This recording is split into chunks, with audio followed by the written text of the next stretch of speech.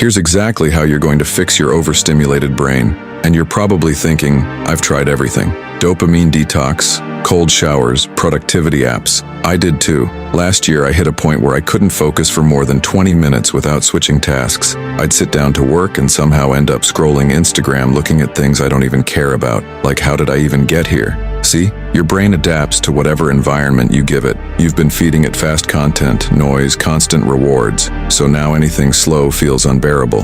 Your brain isn't broken, it's just addicted to the chaos. So here's what you do. No phone for the first 30 minutes of your morning. Just water, sunlight, silence. It's going to feel horrible, restless, almost anxious. That's the withdrawal. You just sit in it. Stop filling every gap with content. Walk without music. Eat without a video. Let your brain exist without input. One task, one tab, 45 minutes.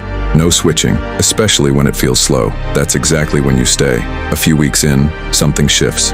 Things start feeling interesting again without you even trying. The fix isn't more discipline, it's just less noise, less input, less switching. Hold it long enough and your brain stops chasing and starts actually living.